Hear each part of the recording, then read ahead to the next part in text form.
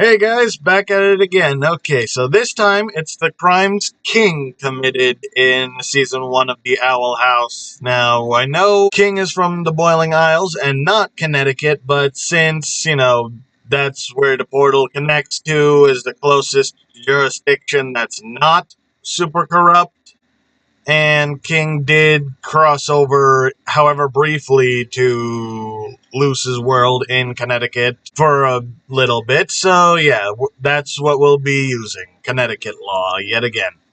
So without further ado, here we go.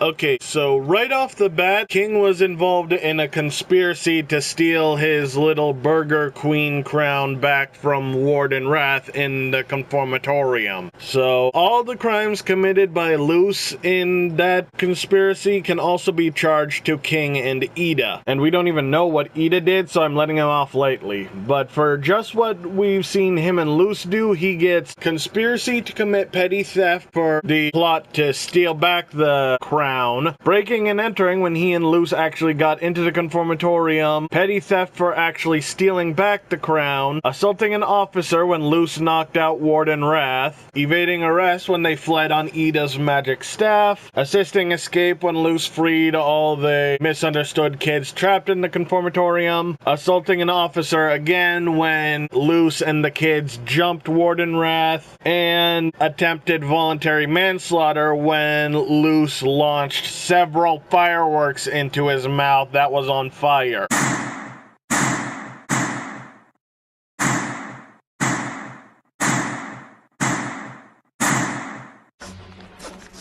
This is where we met the Scones. I mean, the wizard. Whoa. It wasn't like this before. So even if this place looks abandoned, it's still technically owned by the city if no actual person owns it. Therefore, even if it seems abandoned, you're still trespassing. Every day I notice Ida sneaking drinks of this special elixir, see? And I know where to get some. Ida would later offer Grimhammer 10 snails for this elixir, so I'm assuming that's the going rate for this product. So this is luckily only petty theft, since it's relatively cheap and Ida doesn't need a specialized prescription for it. You shall not chance, do it! No more harm! I'm gonna call it out! So flowery, so awful. Stop it! I will literally do anything to stop this! Like I said in Luce's video, King and Luce tormenting Ida to get her to do what they want is basically blackmail. This I gotta see! Go Amity! Hey, you root for Luce or nobody! So, threatening someone can be a crime if it is perceived you will act upon the threat and someone reasonably fears for their safety. And considering King advanced towards the kid, he was likely going to act on it. So this is second-degree threatening.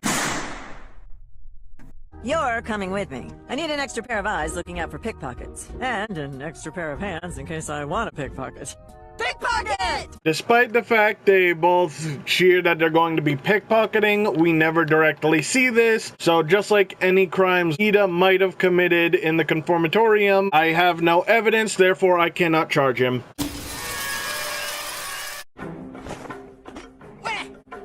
Not so high and mighty anymore! I feel so alive! Yeah, get out of here, goody two-shoes. Goody two-shoes, huh? Whoa! So the kid fell after King stole the shoes off of him and he hit the ground. That's simple assault for causing the kid harm and theft for the shoes. Probably petty theft, considering I doubt they're worth all that much.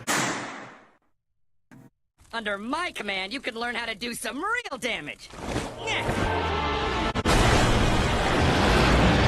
All hail your new teen king! Okay, so the tentacles that erupted from that bag of weird tentacle water balloons rose to higher points than the tallest building in the city. So if that bag landed anywhere close to people, they were probably squished by the erupting tentacles, as well as any nearby buildings. And who knows what other problems those tentacles may have caused in the meantime, if they would have gone on to destroy more buildings or attack people, which they seem to do when we see the kids throw them near somebody and the tentacles attack people. So all of this means King probably caused a lot of destruction and loss of life, which could be considered terrorism. That actually gets you a death sentence.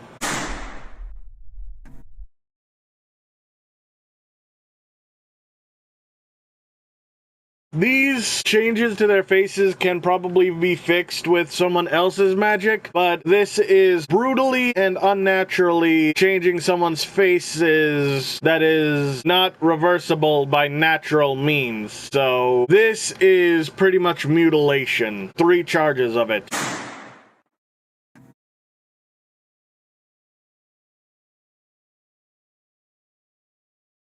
Yes, if you cause one person to cause havoc, then you would still be responsible for inciting a riot.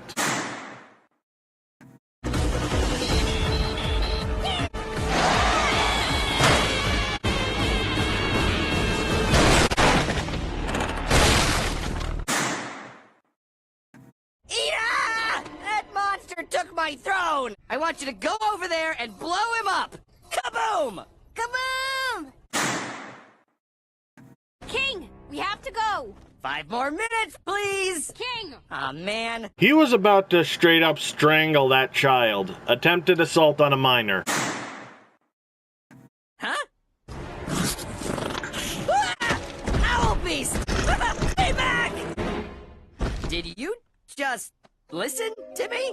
Ida's only partially transformed, which means she's totally suggestible. So, Ida is not aware of her actions right now, and King is guiding her without her knowledge or consent, so this is a form of coercion.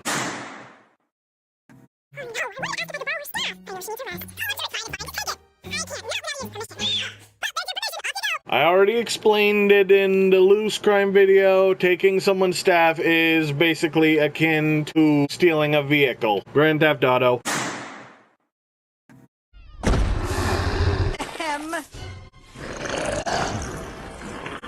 Listen carefully. You all have 2 choices. Grovel or... A monster. Good enough. So yeah, he is riding a giant dangerous monster all throughout town, which is disturbing the peace, and he barely has control over her, bringing her to a place full of children who could easily be harmed if she goes out of control. So he is endangering the welfare of minors here as well. Who needs rides when this can take you anywhere? Oh boy, he got lucky as I rewatched here. I was initially going to say this is second-degree murder, as he throws the bacon onto the kid and the thing comes to get him. I assumed he set that up, but he looked as surprised as anyone else when this happened, so clearly it was not his intention for the monster to come snatch the kid. Still, we never see him again, so we can assume he died, so that's involuntary manslaughter. These vegetables won't cook themselves yet. Ah, okay, alright. Yep, an idea is happening. Just a dash of Ida's secret sauce, and I'm the creator of life! Yes, my loyal recruits! Ida has claimed to have made this potion before, saying, "Why do I always think this will work?" when she used it. So I'm assuming it's not that difficult to make, or the ingredients aren't that expensive or anything. So I'm only gonna mark this up as petty theft. Hooty hooty! Great news, buddy! You can be in the boot camp! First task, destroy the boot camp.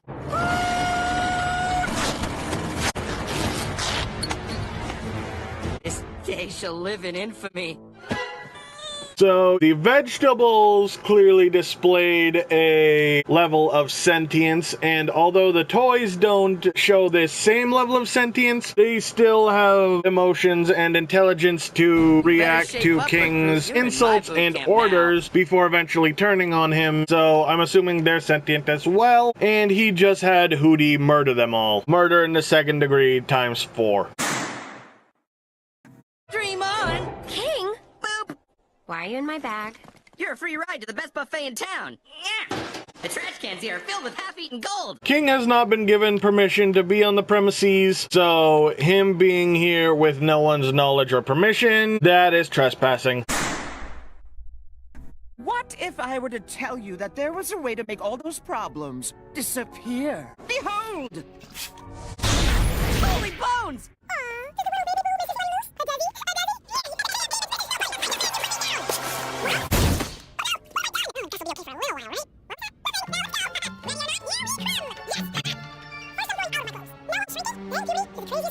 I honestly don't feel good about this one. I'm not even sure how much blame can be placed on King at this point, since a lot of that was Gus' fault. But he still had the potion on him with the potential intent to use it if it came to that point. So, and he doesn't immediately reverse it on Gus and Willow after finding out what happened to them. So yeah, him shrinking them is mutilation.